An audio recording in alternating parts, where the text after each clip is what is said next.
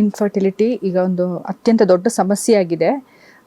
ಈಗ ಯಾವ ಒಂದು ದಂಪತಿಗಳು 1 ವರ್ಷ ಅಥವಾ ಅದಕ್ಕೂ ಹೆಚ್ಚು 1 ವರ್ಷದ ಮೇಲೆ ಯಾವುದೇ ಒಂದು ಇವಾಗ ಒಂದು ಸಂತಾನ ನಿರೋಧಕ ಉಪಯೋಗಿಸದೆ, ಇವಾಗ ಮಾತ್ರೆಗಳಿರ್ಬೋದು ಅಥವಾ ಬೇರೆ ಬೇರೆ ರೀತಿಯ ಕಾಂಡೋಮ್ಸ್ ಆ ಥರ ಯಾವುದೂ ಉಪಯೋಗಿಸದೆ ಅವರು ಮಗು ಬೇಕು ಅಂತ ಪ್ರಯತ್ನ ಮಾಡಿದಾಗ ಅವರಿಗೆ ಮಕ್ಕಳಾಗದೇ ಇರೋದು, ಯಾವುದೇ ಅಡೆತಡೆ ಇಲ್ಲದೆ ಇದ್ರೂ ಮಕ್ಕಳಾಗದೇ ಇರುವ ಒಂದು ಇದಕ್ಕೆ ಬಂಜತನ ಅಂತ ಹೇಳ್ತಾರೆ. ಅದಕ್ಕೆ ಗಂಡಸರು ಹೆಂಗಸು ಗಂಡ ಹೆಂಡತಿ ಇಬ್ಬರದ್ದು 50% ಈಕ್ವಲ್ಲೇ ಇದೆ. ಈಗ ಏನಾಗಿದೆ, ಸಮಾಜದಲ್ಲಿ ಹೆಣ್ಣಿನ ಮೇಲೆ ಜಾಸ್ತಿ ಅದನ್ನು ಆಕೆ ಬಂಜೆ ಅನ್ನೋದು ಆ ಥರ ಇದು ಮಾಡ್ತಾರೆ. ಈಗೀಗ ಅಂತೂ ಜಾಸ್ತಿ ಆಗ್ತಿದೆ ಗಂಡಸರಲ್ಲೂ, ಮುಂಚಿನಗಿಂತ ಗಂಡಸರಲ್ಲಿ ಪ್ರಮಾಣ ಈಗ ಜಾಸ್ತಿ ಆಗ್ತಾ ಇದೆ. ಹೆಂಗಸರಲ್ಲೂ ಅಷ್ಟೇ ಒಂದು ಇದಾಗಿದೆ. ಈಗ 50% ಈಕ್ವಲ್ ಆಗಿದ್ದಾರೆ ಇಬ್ಬರು ಪಾರ್ಟ್ನರ್ಸು, ಅದಕ್ಕೆ ಕಾರಣ ಆಗಿರ್ತಾರೆ.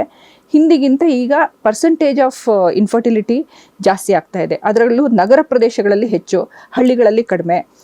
ಭಾರತವು ಅದರಲ್ಲಿ ಈಗ ಉತ್ತಮ, ಮುಂಚೆ ಭಾರತದಲ್ಲಿ ಎಲ್ರಿಗೂ ಗೊತ್ತಿದ್ದ ಹಾಗೆ ಜನಸಂಖ್ಯೆ ಅತಿ ಹೆಚ್ಚು, ಆದರೂ ಬಂಜೆತನ ಸಮಸ್ಯೆ ನಗರಗಳಲ್ಲಿ ಬಹಳ ಜಾಸ್ತಿ ಆಗ್ತಿದೆ. ಅನೇಕ